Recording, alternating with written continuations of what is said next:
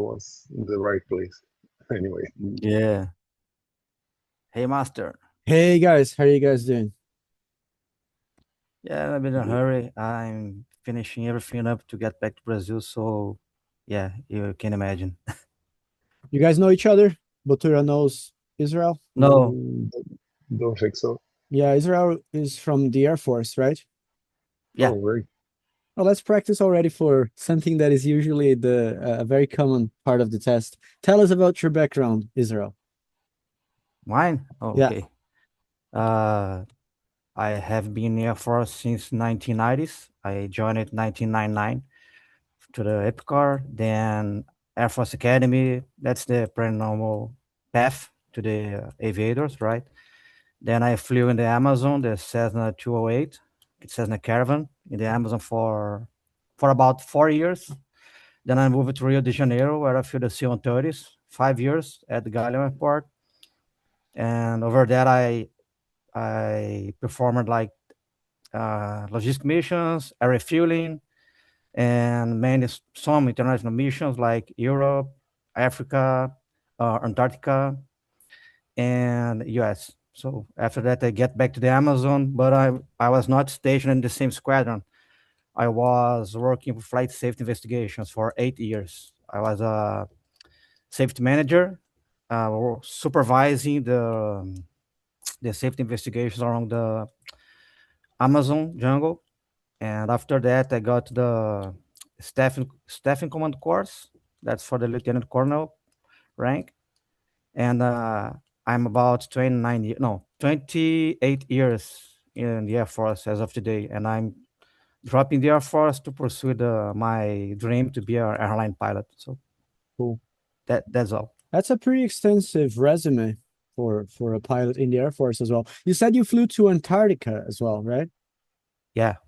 Actually, Nice. I wasn't rated to fly to, but I Mhm. flew to as an invited pilot by the time. Okay, okay. That must be a very interesting flight. Yeah, How long it takes? You guys go from Ushuaia to the Antarctica base? What no, is no, the no, no, no. It's not Ushuaia. It's from Jeez. Punta Arenas. Punta It's part from Arenas? Punta Arenas. Yeah, Punta Arenas. It's nearby Ushuaia, but it's not the same place. We depart from Punta Arenas. That's a Chilean city, and it took around 3 or 4 hours flight until Frei. Frei, that's the name of the Chilean station. Brazilian station in Antarctica doesn't have a runway, so you use the Okay. Chilean one. And how long Yeah. is that flight from Punta Arenas to that 3-4 runway? hours, roughly. Nice. 3 to 4. Yeah. And That's it's far. mostly over the ocean, or as soon as you get to Antarctica, you still fly a lot? No. You just get to the very tip of the Antarctica. You not Oh, get it's too over deep there? in it. Yeah. Okay. It's almost entirely over the ocean. Okay. So it's very, very much to the tip of Antarctica, to the northern Yeah. part, because there's like at that part it's interesting because I studied geography and I remember looking at the map of Antarctica for a while, and basically you have the South American continent kind of making this tip, and also Antarctica almost at the same Exactly. part making a It's tip like as well, right? tip to tip, for Yeah, saying so. exactly. So That's a that's tip to tip why flight. it's usually even more likely to have like a very precise name for the Beagle channel. Beagle channel is the one that, or Darwin channel? No, Drake channel. Drake channel. They had the Magellan Strait as well, which is like when you go through the islands. Magellan's is not a channel, it's a strait. I think that Magellan's was the name of the explorer that instead of I going don't all the think way it's down even to channel. Drake, it went It would through the be a islands. passage. Drake Yeah, passage. it's a passage between the islands so that it doesn't have to go all the way to the south. Let me see if I put on the map here. Yeah, it's I must say that's a very different place. That's different Oh, from I found it everything I over have here. been. Punta Arenas already. I've been to Ushuaia 2 years Yeah. ago. Oh, I nice. liked it a lot. Yeah, just Googled.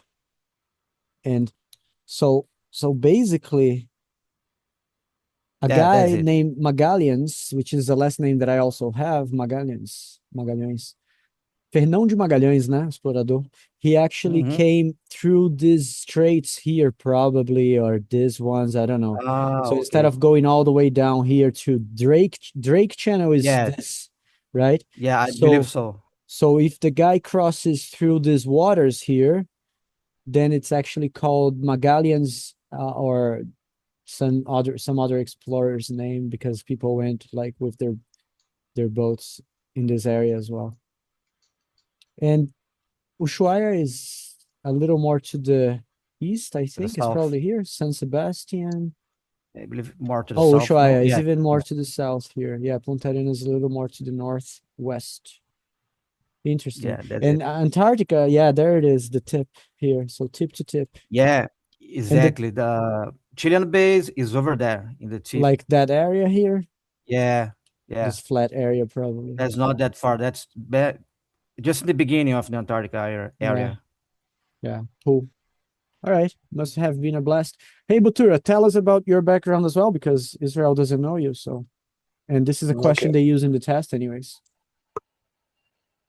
I started flew as a glider pilot when I was 16. When I turned 18, I And you're still alive. got my yeah.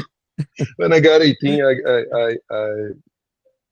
I made my private pilot license and commercial pilot license in the same year because there were some credits for glider pilots. So after my commercial pilot, I got a job as a co-pilot in a small jet in São José do Rio Preto. And my first job as a captain, jet captain, was in Araraquara, flying a Citation XL. And since then, I have 30 years from the first captain job to now. I have passed 30 years flying around, and now I'm flying a Legacy 500 based in Catarina Airport for Cool. a food company. How nice is to operate from Catarina? I've never been there, but I've seen Oh, that's pictures. amazing. Is it Because really as good as people say, like as good as international business aviation airports, or better? yeah, even better because if you compare to the borough, for example, there are a lot of other FBOs over there. So Catarina is just one owner, and the length of the runway is very good. You have almost 2,500 meters. The international procedure for incoming, outcoming flights is very easy. It's, so it's very decomplicated. You don't have all that stuff like in Galleon or So the Bird. operation is very swift, yeah, as well. Yeah, Swift, ágil, it's very trimmed for private trimmed, tailored. flights. Tailored também é uma Yeah, boa. tailored Tailored vem de for private alfaiate, né? flights. Yeah. Yeah.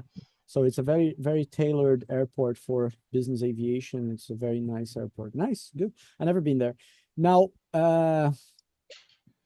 I took notes here about only two things for you guys to pay attention to. Mhm. When you were speaking, Botura, you said, I took my license. There's nothing wrong grammarly, theoretically, with saying I took my license. Grammatically, this is not really wrong.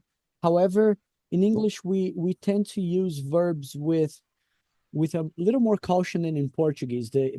We tend to be more precise with it. So taking means like as if you took it, like it was there for someone to take. Somebody from Yeah. So it would be better. It would be more suitable to use something like either I got my license, which could be used here in the same context that you wanted. And another one you could use, especially when you were talking about the process, is to saying I worked on my license when you were working on, right? So I went to Araraquara and I started working on my licenses, and then I finally got my license at the end of, I don't know, a year or so. Yeah. So from 17 to 18, I worked on my licenses and I got them when I was whatever. Yeah. Good. As Okay. for Israel, when you were talking about your past in the Air Force, still your present, right? You didn't leave yet. Did you leave already? Yeah, no, Still your I'm present. the process Yeah. yet. All right. So when you were talking about when you joined, you said I joined in 1990, you said, right? 1990 something? Yeah, the 90s. The In the 90s, 1999. yeah, in 1990s. All right. So in this case, you said I joined 1990. I joined in 1990 or in the 90s. In the, precisa do in aqui. I joined in the 90s or in 1999. Aí depende se você for precisar exatamente ou não. In. I joined in 1999 or in the 90s. Yeah. And Okay. I flew there, and then you told everything about it, and it was perfect. Good job. All right, so let's start already with SDA Mock 11 today. Last class we had Mock 9. So today we're going to start with Mock 11 because we always skip one. And part 1 aviation topics. We are in 2. I'll answer one of the questions as well. Let me answer the first one because you guys already talked a little bit, and I give you guys an example of an answer for the first question. So the first question is this one here on the other monitor. What are your main responsibilities after landing? All right, after landing as a pilot, my responsibilities are to conduct safe operation of the aircraft as always. So I just follow the checklists, to be honest. But if I had to go into the details of that specific procedure, I would say that after landing, I have to reconfigure the aircraft for taxiing. So I have to turn off some lights and some equipment, change some settings of the aircraft, reconfigure the aircraft for taxi procedures. That means switching your transponder to standby. It means also turning off your landing lights and reducing power settings. Of course, you already done that during landing. And yeah, changing the configuration of the aircraft in many aspects. It depends on the aircraft. You might have to change more or less things, pressurization, etc. But basically, you follow checklists. All right? Eu adoro resposta de procedimento, cara. Falar em seguir checklist. You talk about, you know, how to follow protocols and checklists and conduct a safe operation of the aircraft by basically flying by the book, you know, just following the standardized operational procedures, the SOP, the standard operational procedures, and it's all contained in the QRH for when you have problems, and you have the checklists for normal operations when everything is going well. So as a pilot, all you have to do is that. Of course, you have to understand what you're doing, but you know, in a daily basis, you basically follow checklists. Yeah. All right. Question 2. Let's go with Israel. Captain, what are the main characteristics of the first aircraft you flew? Well, the first aircraft I flew was the T-25. It has a light single engine training aircraft from Brazilian Air Force. It is rated for flying maneuvers as well, for IFR. And I believe the most, how can I say that? The most prominent feature of the aircraft, it's the big bubble of the canopy. It's a big one because we have a great visibility of the surrounding area, right? So it's suitable for formation flying, as I said, IFR, maneuvers, and that's all. That was also not only the aircraft I flew, but was the aircraft I flew solo. Okay. So it was not only the first aircraft I flew, but also the one that I first performed the solo flight, that I flew solo, that I had my solo flight on. All right. Interesting. Yeah, the T-25 Neva Universal is a simple single engine propeller aircraft. It's for basic training, and it's the equivalent of, let's say, a trainer aircraft in the Brazilian Air Force for the initial training and courses. Obviously, it's more powerful than the ones people fly usually in civil aviation because it's a 6-cylinder, isn't it? Yeah. Yeah. So it's a powerful 320 engine. horsepower. Yeah, it's a powerful engine, a powerful aircraft. And it flies well. It's a simple aircraft with a big bubble. Nice that you gave some details about that. Yeah. It sounds very, very authentic when you talk about it from, you know, back of your mind. So good job. The canopy you could call as well. The bubble or the canopy is quite quite large and spacious, and you have very good visibility. This allows for formation flights and all other types of flights we do. Nice. Now let's go to question 3 for Botura. Botura, Mhm. in your opinion, what will change in relation to pilot training in the next few years? I think next few years will show us some kind of virtual reality training. So we have a lot of modernization of the systems nowadays. So I definitely think the virtual reality will come into the game for training. Also, I think AI can help students to be more producible or more used with the cockpits and the instruments, the new technologies. All right. What else? I could say also, of course, the training by itself in my aircraft will always be needed, but I think we're gonna need less hours than nowadays. All right. Yeah. It's hard to say what exactly is going to change, right? Whenever you talk about the future, you can always add some caveats about this. You guys familiarized with this word, caveat? Caveat é No, adendo. uh, Caveat se uh, escreve C-A-V-E-A-T. Charlie Alpha, Victor Echo Alpha Tango. mhm, Caveat. Caveat means an parenthesis, adendo. Yeah. So you can always add this caveat. mhm. You could say, well, you know, it's hard to tell. The future is difficult to predict. There are so many variables. However, I think that probably we're gonna have even better equipment, even better flight simulators. Nowadays, with artificial intelligence, we might have perhaps some sort of artificial intelligence backup system or assistance when we are flying from some sort of voice recognition and maybe voice commands. I think voice commands could be beneficial for us because, you know, if you could maybe register your voice before each flight, and then the computer would recognize some commands with a code, and you would say, let's say, maybe the call sign of the aircraft and your name or something like that, a keyword, and then you would say the keyword and give directions and give instructions. I don't know, could be beneficial for flying the aircraft and not necessarily having to take your hands and your eyes from whatever you're doing. So maybe voice voice interactions with the aircraft could be a possibility for the future. But yeah, I don't really have many opinions about it. That's what I think. That's it. It's about your English, so it doesn't really matter what you say.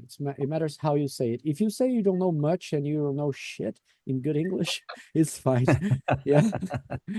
Yeah, as long as you're sounding good, they don't care. It's not, you know, they're not asking you the questions because they're curious about us. They're asking the questions because they want to evaluate our English level. All right, so let's go to part 2. Any questions here for part 1?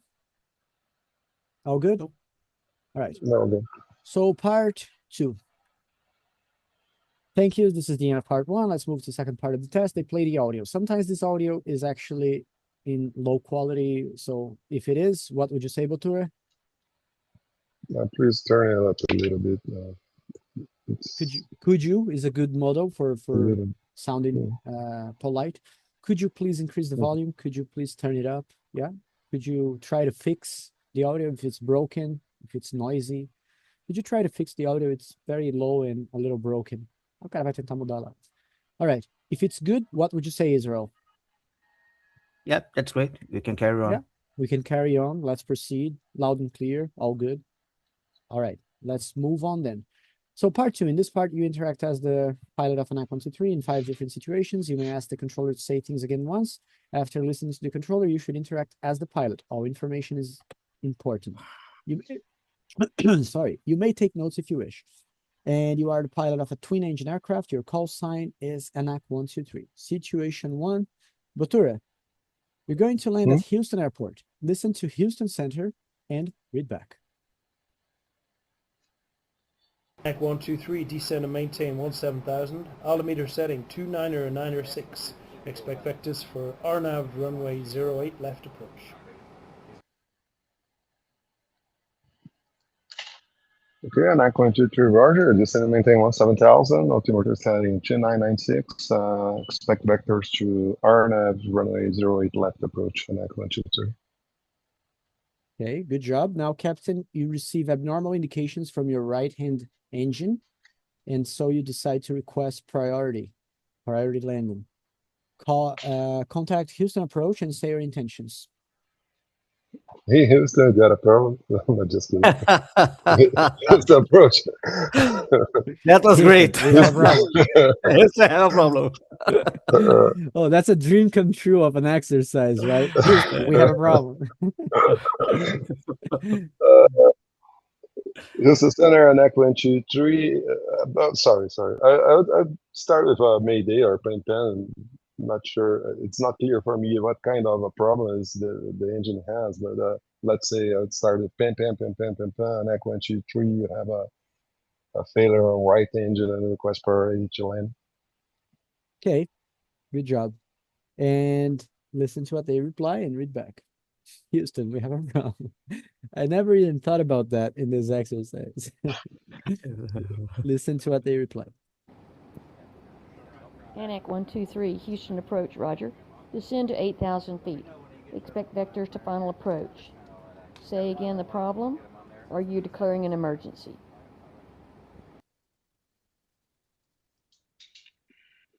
Okay, ANAC 123, not declare emergency. We have some kind of a malfunction on the right engine, but we understood the descent to 8,000 feet and wait for vectors to final approach. ANAC 123. All right. Now, what happened here? What did the controller say? Controller asked us to confirm if we were declaring emergency, which we didn't. We were just worried about this right engine problem. So that's why I requested a priority to land. So but the controller also asked gave instructions to descend to 8,000 feet and wait for vectors for final. All right, good. I have a way to summarize the instructions when they are correct or incorrect. In this case, they suit you well, right? Because they understood the problem was worst. It was they were trying to confirm if it was an emergency and if it wasn't. So good job here. Basically, you say, well, the controller was trying to confirm if it was an emergency, which was not the case. However, the controller gave me valid instructions, so I replied. Se você não quiser entrar de novo nelas, the controller gave me valid instructions. Valid instructions. Yeah, so then I just replied. Porque às vezes ele pode te dar invalid instructions, se ele entender errado, tá? Existem exercícios onde você pede para, acho que até o do mock, no mock oficial da prova lá, in the official ANAC mock test that they send to people when you book your test. You have, I think, one in which the pilot requests diversion to a specific airport, and the controller understands a different airport and gives instructions to that different airport. Oh, yeah, that is this case with Galeão and Simulado. Yeah, I think so, yeah. So then you would, of course, do as it is in the mock. You say negative diversion to Simulado, requesting diversion to Galeão. So then you don't reply to the instructions, obviously. So they are invalid. And then if they ask, what did the controller say? You could say, well, the controller misunderstood the airport that I requested to divert to and gave me invalid instructions, so I didn't reply to it. I just confirmed my intentions to divert to Galeão. So this is how you can manage this type of scenario when they have valid instructions or not. You can summarize just saying, and the controller also gave me valid instructions to which I replied, or the controller also gave me some instructions that were not valid, so I didn't really reply. I just corrected him. Okay. Very predictable interactions here in the end. They just want to hear you talk about the last interaction and very briefly. If you want to dig into the details again, because you want to correct something, could be the case, you made a mistake, it's okay. Or also if you want to add something, you can go to it. But it doesn't really has to You need include to go everything. through the whole Yeah. thing. All right, situation 2, Israel. Imagine you're going to land at Santiago Airport. Listen to Santiago approach, read back.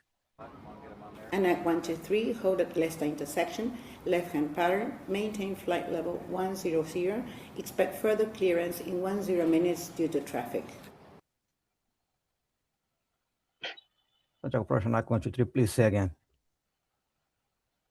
Caralho, essa foi And at foda. 123, That was hard. Leicester intersection, left-hand pattern, maintain flight level 100, expect further clearance in 10 minutes due to traffic.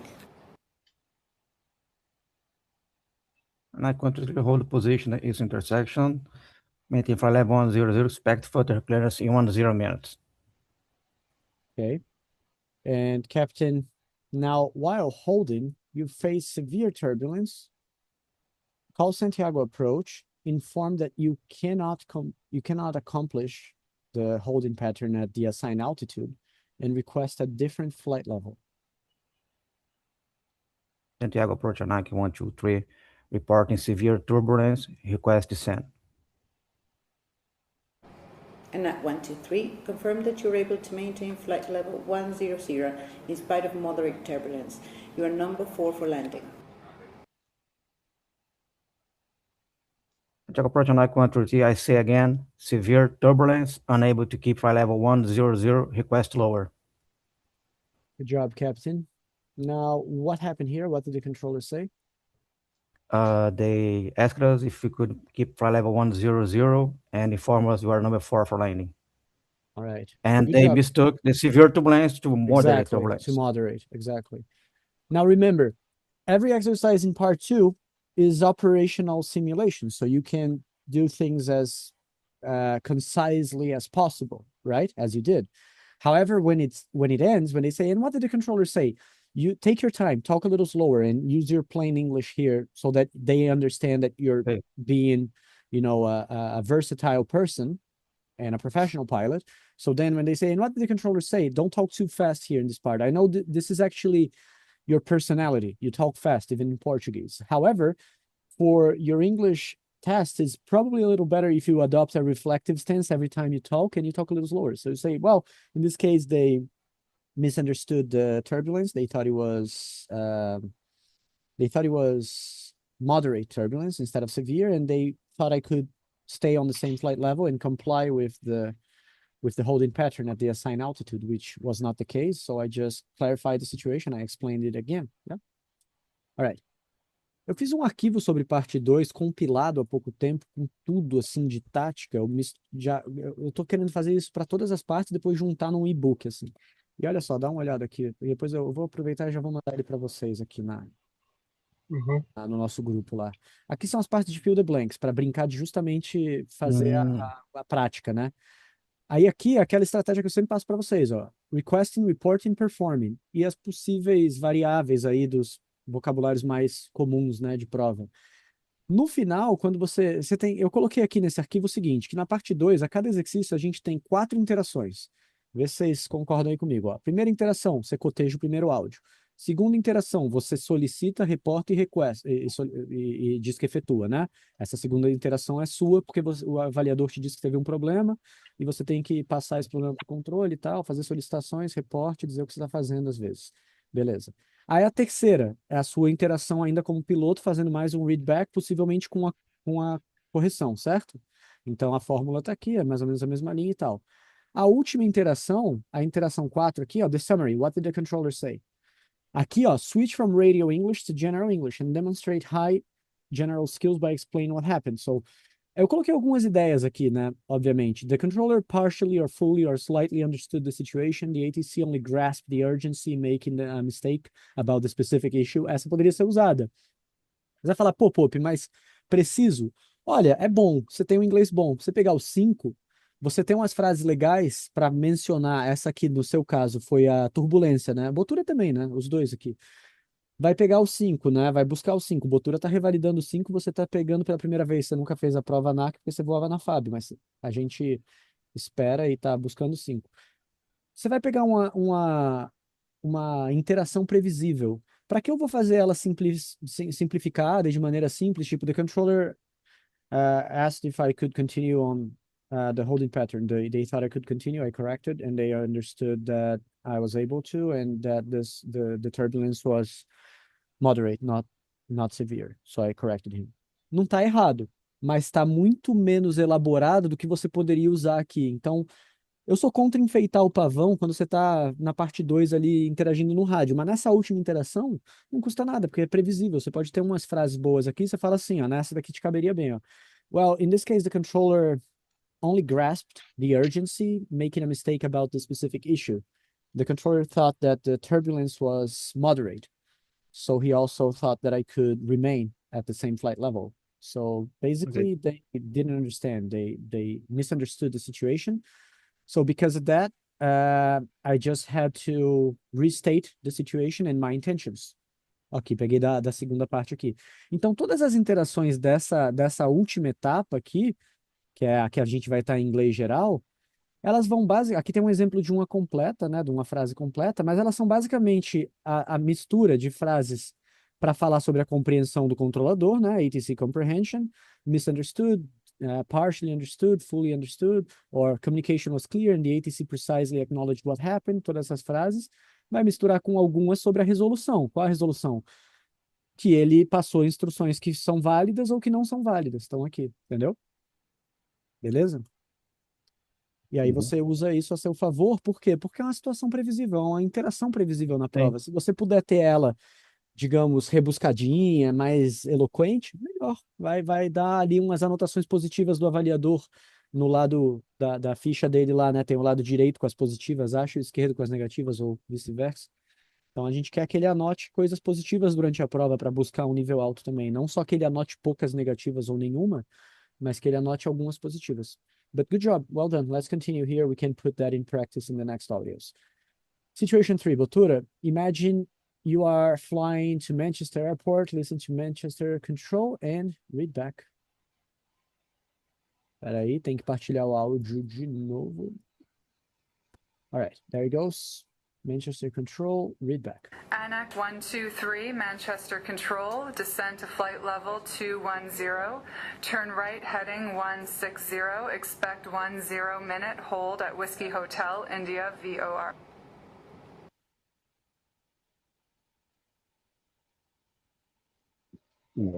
Okay, so ANAC 123, understood, descend flight level 210, turn right heading 160, expect 10 minutes hold. Could you confirm the position of this hold? All right, now, Captain, you notice that your left engine oil temperature has increased beyond limits, so you had to shut it down. Contact Manchester Control to report your problem and say your intentions. Olha o que a gente conversou hoje na aula, hein, Botura? Individual ali naquela conversa que a gente teve mais cedo. Bem a historinha, ó. Now you notice that your left engine oil temperature has increased beyond limits, so you had to shut it down. Qual a mensagem que tem que passar aqui? É o shutdown, né? Contact Manchester Control to report your problem and say your intentions.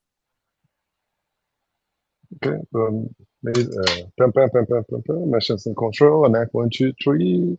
We have lost our left engine and request a priority to land. Now listen to what they reply and read back. ANAC 123, fly direct to Whiskey Hotel India, VOR, and expect direct approach to runway 05 right. I understand you shut one of your engines down due to high oil temperature. Confirm?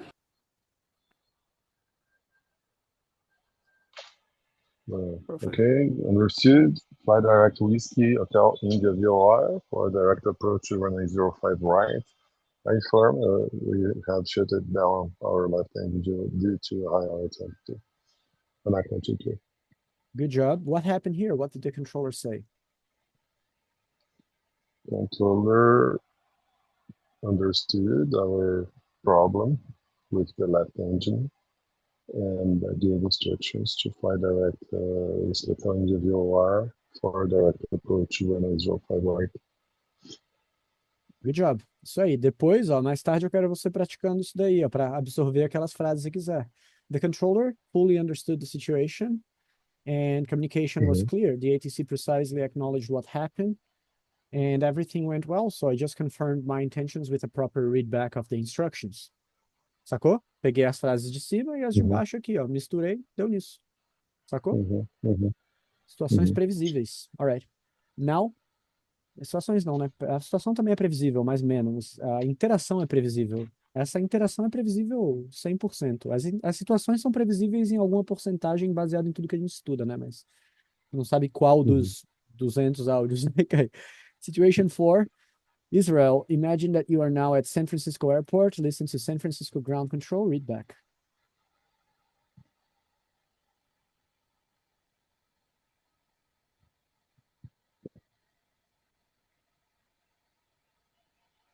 No audio. No audio? Sorry, my mistake. Because when I share the screen, I stop the audio sharing. There you go. Okay. ANAC 123, approved taxi to the holding point, runway 01 right, via taxiways Golf, Bravo, and Alpha. Approaching holding point monitor tower on frequency 118.85, number 6 for departure.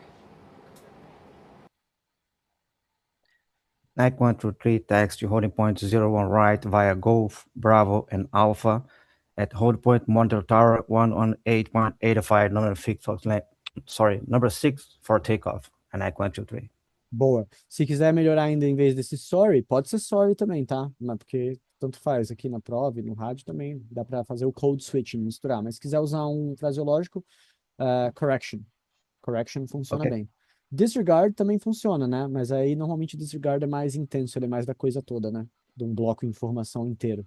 Mas se for só o número, por exemplo, monitor tower on 118.85, né? All right. Now, Captain, imagine you're in the taxi, you see a situation like this one here. So call San Francisco ground to inform them about the situation. San Francisco ground and Nike 123 reporting drone on the taxiway. We're holding position and requesting assistance. Listen to what they reply and read back. ANAC 123, hold position. Please confirm, is there debris near your aircraft? Negative, no debris. I say again, there is a drone on the taxiway, and Nike 123. Good job. What happened? What did the controller say? Well, controller told us to keep hold position and misunderstand the issue. Passado, Actually, né? Misunderstood the issue. Understood the issue, and they thought there was debris near the aircraft, whereas there is a drone in the taxiway. Okay. All right. Good job. Situation 5 now. Botura, you are at Galeon Airport. Listen to Galeon ground control. Read back.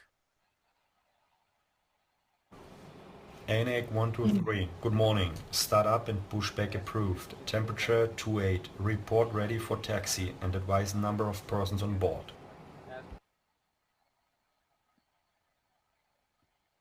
Roger, start up and pushback approved.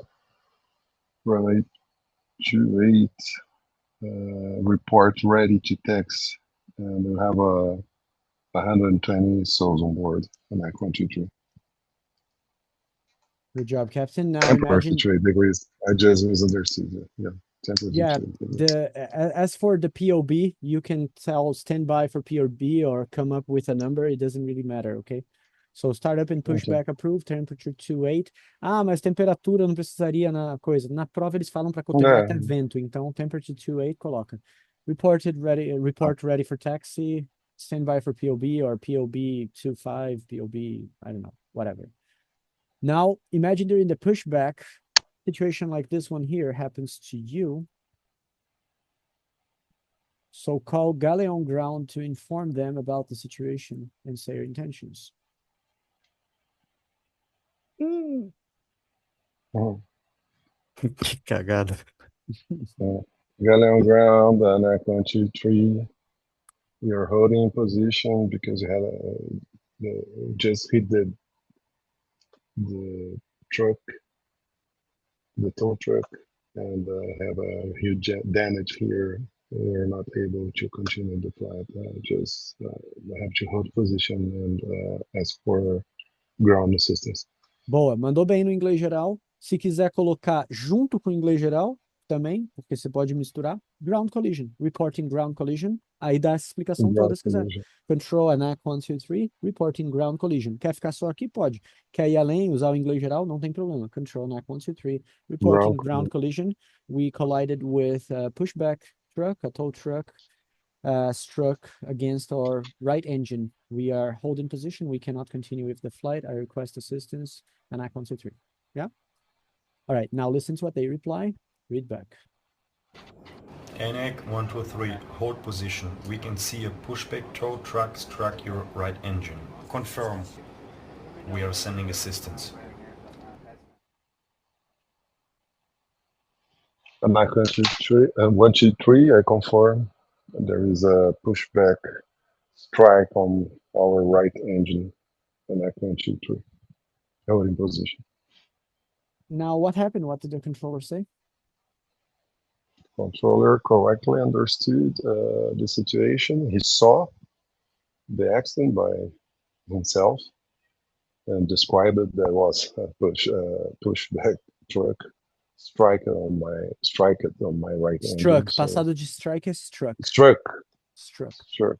on my right engine. So he clearly understood the situation and asked us, of course, to hold position. And that he was sending some ground assistance. Okay.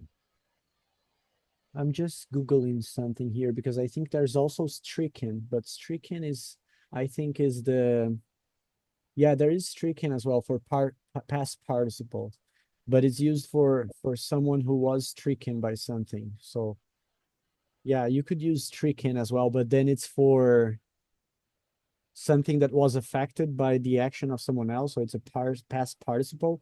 And struck is also used for past participle. So struck for the past of the verb, normal past, and also for past participle. I just Googled for strike in the past and you have both versions, struck or stricken, but stricken is participle. So I would stay with struck because it's both. All right. So now part 3. Guys, in part 3, every audio is played twice. And after listening twice, you have to explain to me. So, and then I'll ask you a question. So Israel will take the first one. And after the 3 situations, I'll also ask one of you guys to make a comparison. So make sure you take notes. Situation 1, go. JetBlue 755. Descend to flight level 240. I just want to verify. You said you need medical assistance. Is that correct? Washington Center, negative.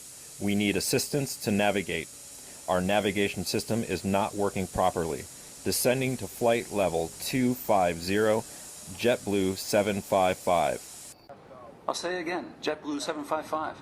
Descend to flight level 240. Roger, Washington Center. Flight level 240, JetBlue 755. Goes again.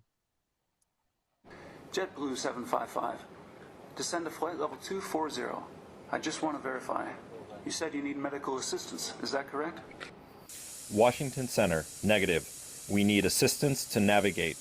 Our navigation system is not working properly. Descending to flight level 250, JetBlue 755. I'll say again, JetBlue 755. Descend to flight level 240. Roger, Washington Center. Flight level 240, JetBlue 755.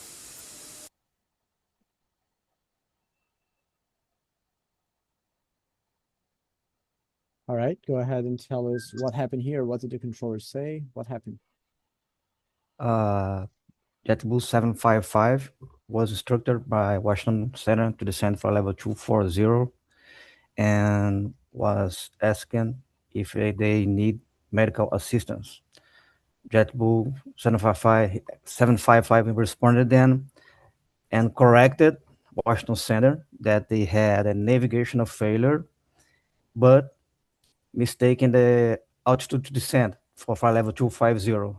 Then Washington Center corrected them to flight level 240. And after corrected them. Then Fecha a boca. Sorry, them corrected them. Yes. And they correctly acknowledge descent flight level 240. Right. Good job. And Captain, why is reading back so important? Well, that's the utmost importance to correctly acknowledge the instructions passed by the controller for obviously safety reasons. Yeah, basically for safety reasons, to make sure that everything is understood. To double check the important information is a good word to use, to double check, to make sure everything was understood. Yeah, it's a way to provide safety, because then the person who passed the instruction has the opportunity to double check if you understood. All right, now situation 2, Botura. There he goes. Lion Center, this is Tiger 456. I have flight from Paris to Frankfurt at flight level 080, taking heading 280 to avoid weather. Tiger 456, Roger, maintain present altitude, turn left, heading 270. For separation, contact Claremont approach on frequency 128.65.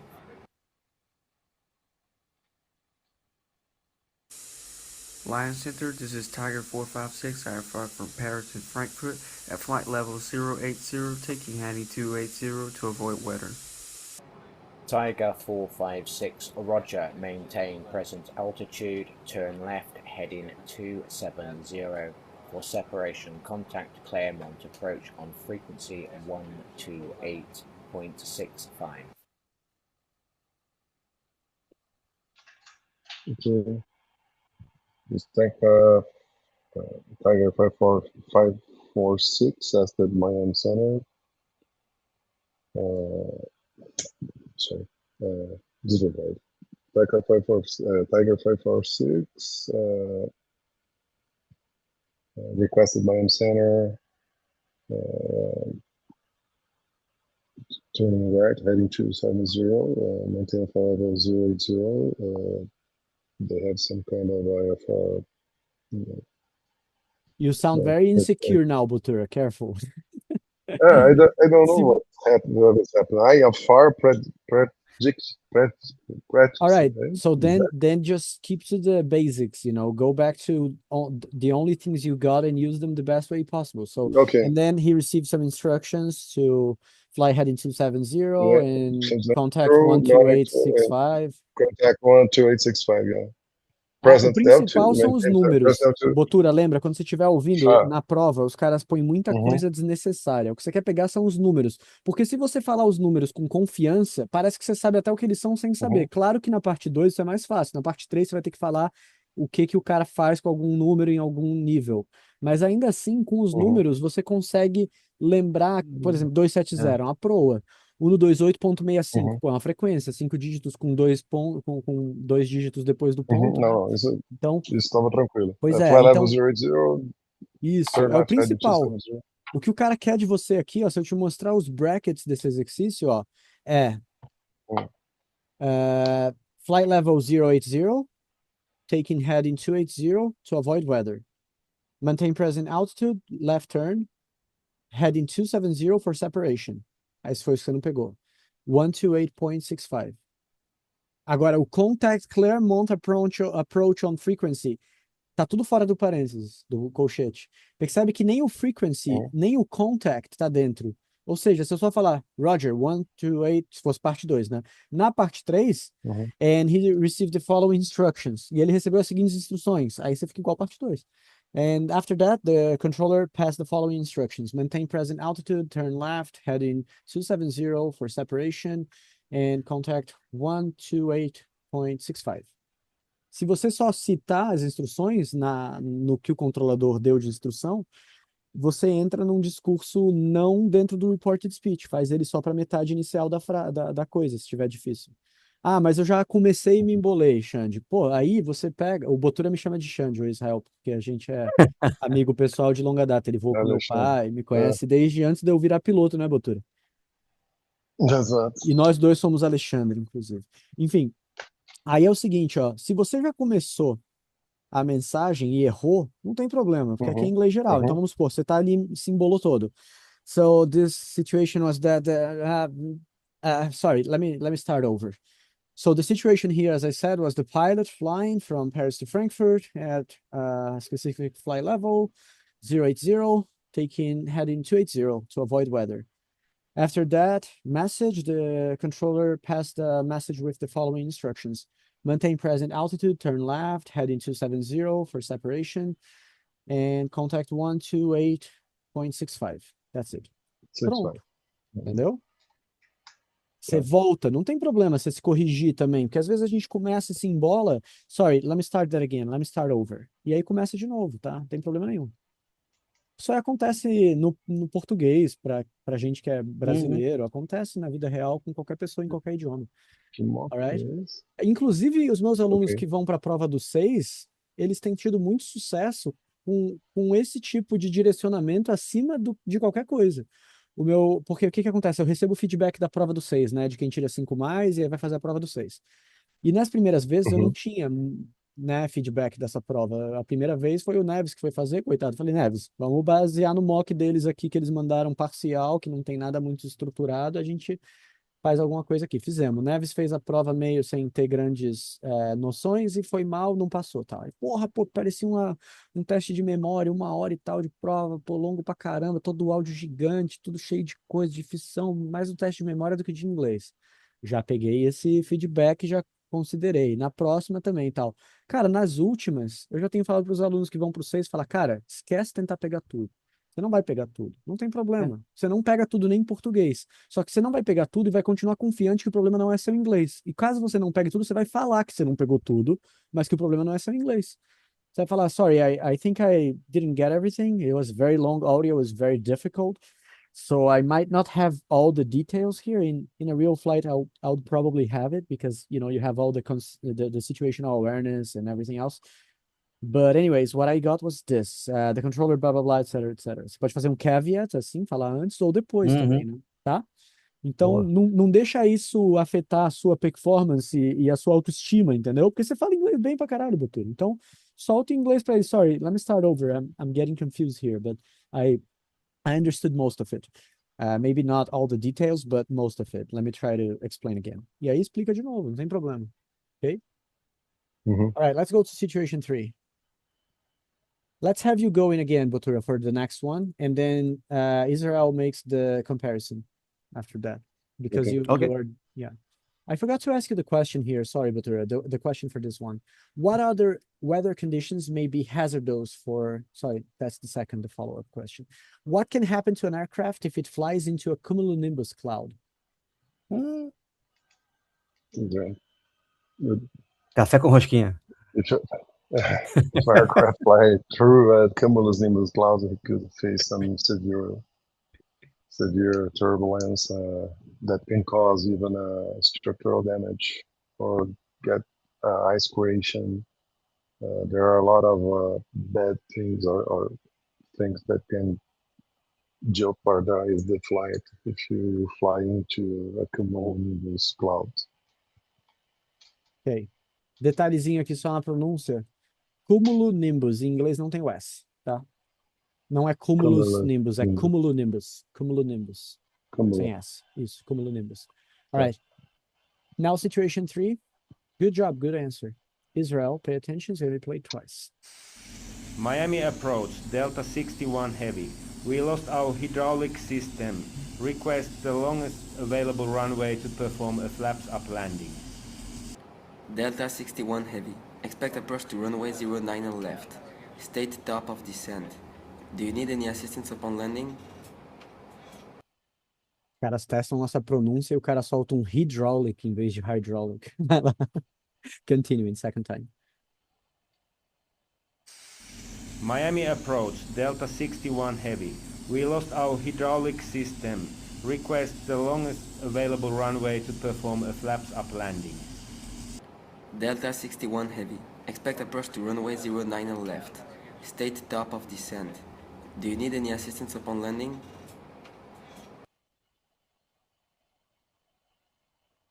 So Delta 61 Heavy seems to have some hydraulic issues, and they requested the longest available runway for a flaps up landing. So the controller told them to expect runway 09 left and to inform top of descent and asked if they would need any assistance after landing. Very good job. And what may happen when a hydraulic system fails? Well, it will largely depends on what aircraft we're flying, right? But if I would guess here, they would likely lose flaps, movement. They would also lose the steering wheel, sorry, the steering controller. What else? Maybe brakes would be degraded, right? So it will likely end to a longer run after landing. What else? No spoilers. Mostly all of the hydraulic systems, all the hydraulic parts of the aircraft for saying so would be affected for hydraulic failure.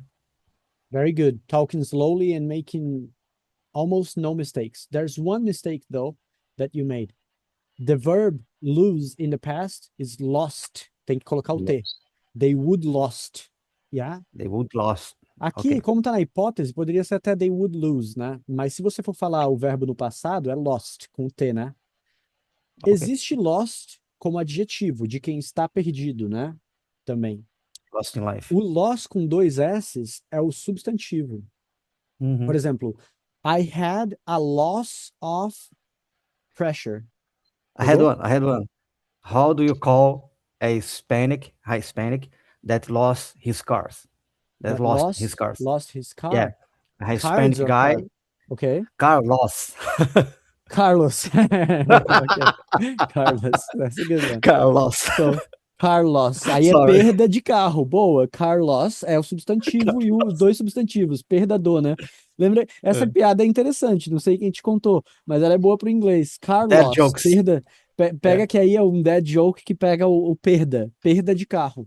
Porque quando a gente põe dois substantivos em inglês, um vira do outro, não é? Por exemplo, business aviation, que o Botura voa. Business aviation, aviação de negócios. Percebe que o primeiro vira adjetivo do segundo. Então, em português é aviação de negócios. Em inglês vem antes. Então, fica business aviation, em vez de aviation of business. Se eu falar business aviation, é aviação de negócio. Se eu falar aviation business, é o meu negócio aqui da Vector. É um negócio de aviação. Então, car loss, perda do carro. Car loss, né? Okay. Perda. E aí não pode ter o erro do português da galera que fala perca, né? Tem também, o cara fala assim, eu tive perca de motor, né? Em vez de perda. All right.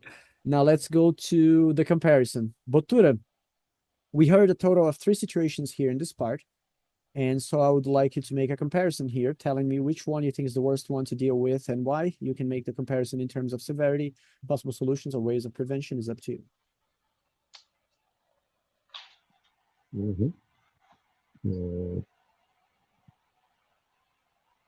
Okay. Among you're talking about these 3 situations. Like I would say that the flap with hydraulic loss is a huge problem for a heavy aircraft because they have so much energy on the lane. They need to dissipate by braking, of course, and to stop within the runway limits.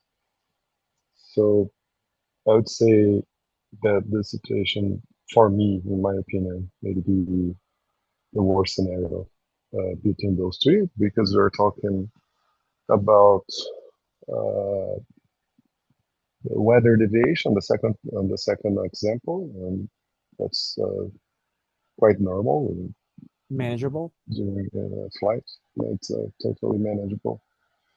And the first one, the first one is in the middle. We have some kind of failure, but it's not a great one. It just is, the navigation system is not working properly, but we have vectors and a lot of another assistance for this kind of situation also. A good verb to use, and the first one, in my opinion, sits in the middle. A gente usa o senta no meio, fica sentado entre as duas, né? And the first one, in my opinion, sits in the middle. Is it's not as drastic as the one I mentioned, but also a little worse than the weather situation. Yeah. Okay. Mhm. All right, good. Now let's go to part 4, picture description and the questions about it. So Israel, go ahead and describe this picture here to me. Tell me what you see and what you think is going on here. Oh, that's a known one, right? That is a A340-300. The aircraft is like in a, how can I Wait a say, not second, wait make a but second. Sorry. I think I used the wrong one. No, my mistake. I wasn't hearing you very well. It was the okay, audio sorry. just stopped. No worries. Wait. All right, I'll put the picture again. I stopped hearing you for some reason. I don't know what happened. All right, now it's working. Go ahead and describe this picture here to us. Okay, we're seeing a runway incursion, right? This A340-300 is crossing crossing the path of a landing aircraft that is a Boeing 767 that is landing. And actually, this is a frame for a YouTube video, right? And the 767 is performing a go around with the runway incursion. And just a little curious data about it. This is if I'm not mistaken, is an Argentinian aircraft that made this runway incursion. Okay. I think that's all. Good. You said a little curious data about it. It's easier to say curiosity. Just a little curiosity about it. It was an Argentinian aircraft that was involved in this incursion. I'm familiar with this situation. I saw the YouTube video and it's a frame of that specific incursion. And yeah, it's a runway incursion. Basically, we see a wide body aircraft crossing the runway as another one is approaching. I think it's also a wide body, but it's a twin engine. I'm not sure if it's a wide body or a narrow body, but it seems to be a big aircraft as well in the far back. And yeah, the runway seems to be quite good, long and wide. We see the lights, and at the far back to the right side, we also see a VOR antenna, I think. And that's it. I'm trying to find things to talk about, but quite honestly, this is what I see here in this picture. Cara, é muito bom ter frases assim desse tipo para fechar, saca? Porque você não precisa ficar enrolando demais não nessa foto. E assim, é bom ter frase para falar, não tem mais muito o que falar, sabe? Tem mais o que enrolar, aquela coisa da honestidade que a gente conversou mais cedo nessa aula de hoje, tá? Então, yeah, that's it. I think I don't have really much more to talk about here, so I'm running out of ideas. I hope you don't mind. If you want me to talk about something specifically, let me know, but this is what I have, this is what I see. Termina assim, entendeu? Algo nessa linha, okay? All right, now let me ask you the questions about this picture here. So question 1, Captain, tell me, what do you think happened before this picture was taken? Let's stick with you for this one, Israel, then Botura goes for the next one. What do you think happened before the picture was taken? Well, it seems that there was a routine operations in a international airport, right? The heavy aircraft landing, likely 767, was clear to land in that runway, and the A340 was likely taxiing for its takeoff. I would guess that there's no way to know for sure that. And they likely crossed the loading point and almost ended in a crash, if I say so, right? Fortunately, the 767, and that was a clear day. They could see everything now and perform the go around with necessary time to avoid the collision. And all right. I think that's all. All right, good job. Good job. So before the picture was taken, probably there was some sort of miscommunication.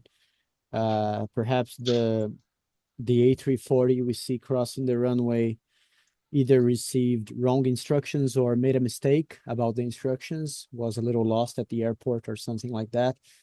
The weather is good, so to be honest, it was also lack of protocol, because, you know, before crossing a runway, it's always important to check the sides to make sure. And yeah, it seems like his situational awareness was not very good, because there's an aircraft. Yeah, very, very low situational awareness in this case, man. Anyways, that's it. This is what I think happened before. Some sort of miscommunication, lack of situational awareness for some reason. Sometimes people can be distracted by other factors, and that can reduce situational awareness. I don't know if it was the case here. All right, now the question for the future, which Botura is the one answering. So Botura, imagine the picture was taken now. What do you think will happen next? I think the aircraft on final would start going around the maneuvering, and the other aircraft taxiing just continue its taxi to the place it was cleared to, and probably an investigation would be started after this. Okay, careful with who. You said to the place who was cleared to. The place which he was cleared to. Which? Yeah. Which. Okay. Porque o place é um lugar, é um sujeito que não pode usar o who para ele, não. Que é o quem. Quem é para pessoas. The place which yeah. He was cleared to which, yeah, which. And to Captain, which was there. Have you ever had a situation like this? Has a situation like this ever occurred to you or to somebody you know? Either being the aircraft flying or the aircraft on the runway? No, I just saw videos and reports and some kind of investigations. We have a strong SOP in our company. We always confirm twice the clearance for crossing runways, and one of the pilots always calls out loud and clear runway ahead. So we increase our awareness with very strict procedures. With very strict procedures. Yeah, that's it. And that's it. Wrap it up. Remember, finish your answers with very clear sentences. Good. And Botura, still with you. Do you think you would handle an emergency? Sorry, that's not the question I want to ask. This is a follow-up. My mistake here. Sorry, that's the one. When are pilots supposed to go around? A pilot's supposed to go around anytime he's not stable or comfortable with the approach, or if there is some kind of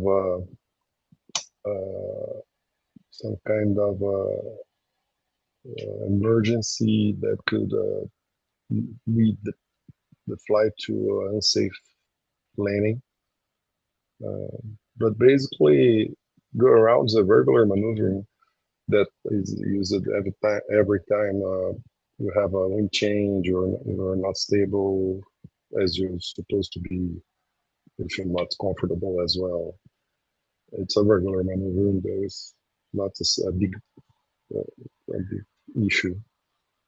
Okay. So that's why a pilot could go around, would go around.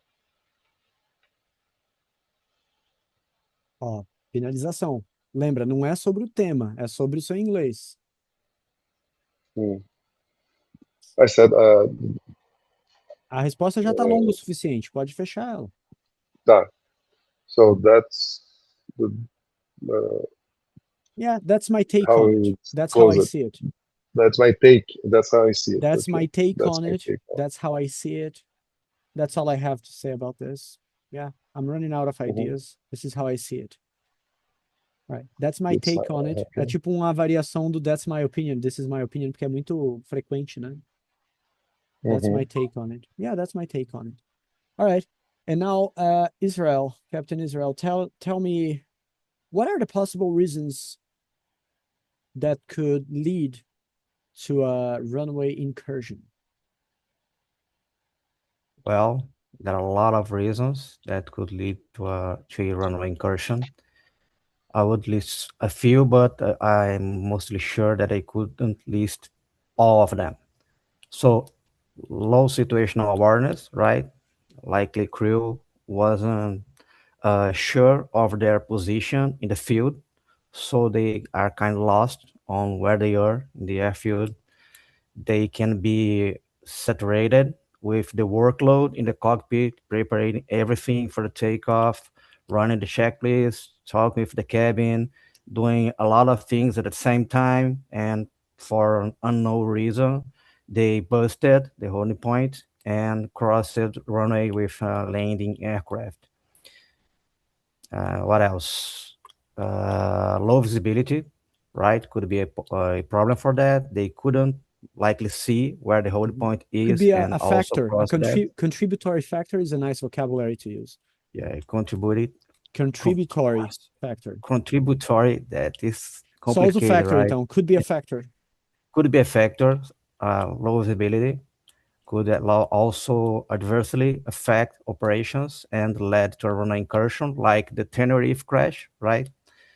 And yeah, that's all. I can't recall anything else right now. All right.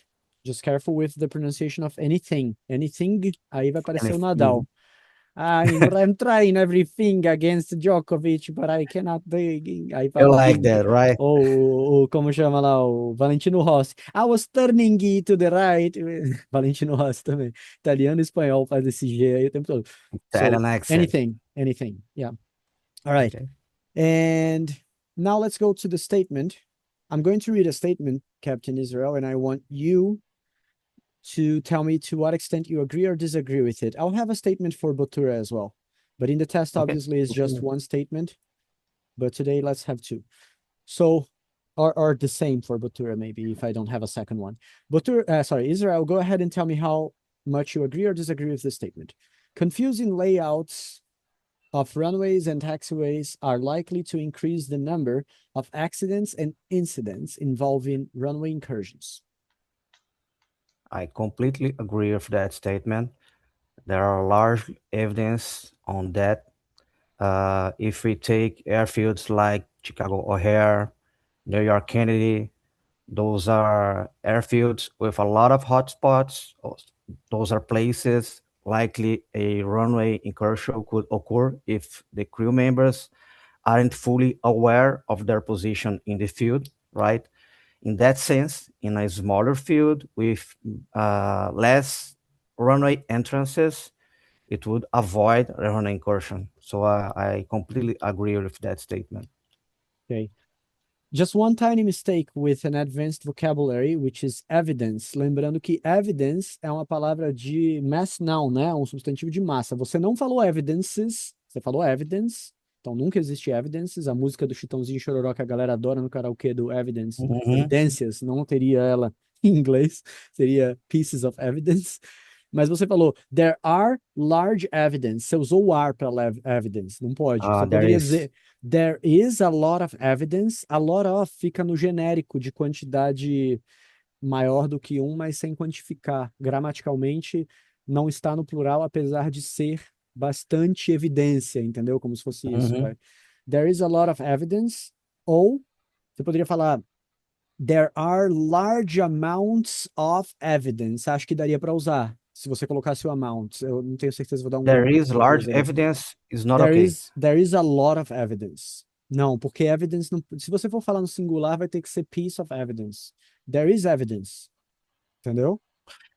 Sim, em português, eu tenho certeza que eu já li esse termo, large evidence. So there is large evidence. Pode ser, there is large evidence. I may be wrong that likely. But... Pode, there is large evidence, pode. Mas sacude. There is large evidence, ok. Não, aí pode, o que não pode é o there are.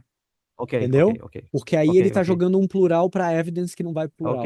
Agora, novamente, isso é um detalhe de inglês avançado, tá? Eu não tenho nem certeza se todos os avaliadores da prova ICAO sabem que evidence não tem plural, vou ser bem sincero, tá? Eu não conheço todos, mas assim, eu já entrevistei muita gente que queria dar aula de inglês na minha escola e que tinha passado de avaliador e que, cara, tinha um inglês meio fuleira, sabe? E já tinha trabalhado como avaliador. Não tô falando isso para ofender ninguém, é só um fato que o cara não precisa ter inglês perfeito. E isso é uma coisa mais de rebuscar. Então, evidence não tem plural, assim como information, equipment e outras aí que a gente sempre fala a respeito. So, there is a lot of evidence or there is large evidence. There is large evidence, pode, mas there are não. O are você poderia usar como eu falei, there are large amounts, porque aí o amount está com esse are, entendeu? Que tá no plural. Aí eu acho que dá, mas eu vou dar um Google para ter certeza. All right, now let's continue with the statement for Batura, the same statement, Batura. Actually, a follow-up statement, which is almost the same. There he goes. Confusing runway and taxiway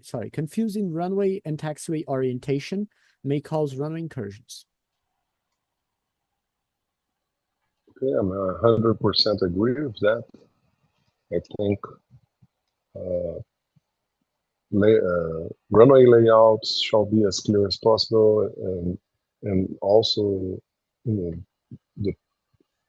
marks and indications on the ground should be as clear as possible, because the crew is very busy preparing the aircraft for takeoff or even after landing.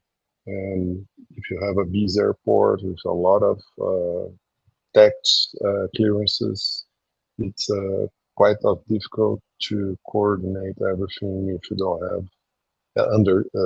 have a very clear layout, marks and signs to help the crew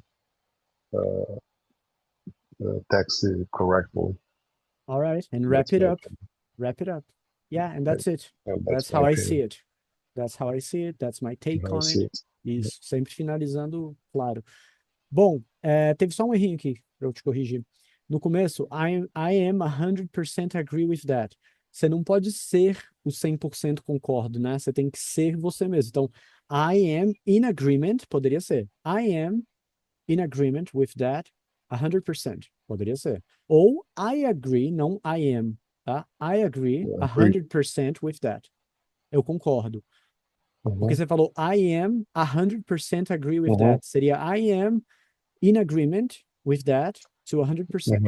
No, yeah? I agree 100%, yeah. I agree 100% with that. Aí estaria correto gramaticalmente. Errinho de gramática aqui, mas all things considered, not too bad, my friend. You're doing well, and I know you do have your test tomorrow, and everything's going to go well. Let's see if you validate your 5, or else if you get a 4, I'll be sad with you, but we can still work on it for you to get this 5, and I think you have all the chances to pass with 5 tomorrow. Just keep it simple.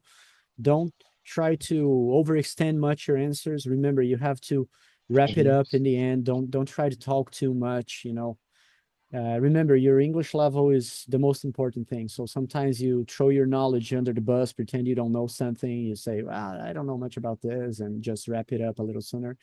Whenever you feel like you're getting a little lost, you say, yeah, that's it. This is what I think. It's basically about how you answer, not what you answer. So do not force yourself to be constantly sounding knowledgeable or excessively complete about everything, okay? Okay. É isso aí então, pessoal. Good. Alguma Thank dúvida? you. Obrigado. No doubts? Aquela questão lá que você falou lá, o que você acha que aconteceu depois da arremetida, não sei o que, eu já pensei logo assim, well, if it was in the US, possible pilot deviation, they should note some telephone numbers, right? Alguma coisa nesse sentido lá, possible pilot deviation. I have some numbers for you. I have some numbers for you. A gente ouve isso direto aquelas comunicações ali de case study, né? De miscommunication, VAS aviation e tal. Eu vou procurar aqui o large amounts of evidence que eu te sugeri, se você falar there are, vamos ver se dá para usar o are nesse caso, tá large amounts, eu dei uma olhada rapidinho naquele English aqui, mas não tá achei do jeito que eu falei, não. Ficou estranho. Deixa eu ver. Eu tô dando uma pesquisada aqui. There are large amounts of evidence. Grammar. Vamos ver. The phrase there are large amounts of evidence is grammatically correct. Tá correto o there are large amounts of evidence. Agora, se eu falar there are large evidence, aí não tá certo não, porque esse evidence tá indo pro plural com esse are, entendeu? E não tem plural para... tá incorreto. Essa daí, a correção que eu te fiz tá certa, então. Você pode falar there are large amounts of evidence, ou acho que dá para usar o que você tinha falado antes, com o is. There is large evidence. Aí eu acho que tá certo. Então, eu chequei aqui no Grammarly. O Grammarly é um site de pesquisa sobre gramática. Então, pesquisei aqui, ó. Você pode usar there is large evidence, ou there are large amounts of evidence. Entendeu? Ou there's a Ok. lot of evidence. E o there is a lot, Yeah. acho que você pode até usar there's a lot of evidence ou there are a lot of evidence. Acho que não, acho que o certo é there's a lot of evidence para there is a lot. That is a lot Enfim, melhor. só cuidado com esses detalhes. Mas isso daí é assim, caçando pelo em ovo, cara. Beleza? Muito boa Amém. aula, vocês estão muito bem. A gente cobriu uma prova inteira hoje. Valeu.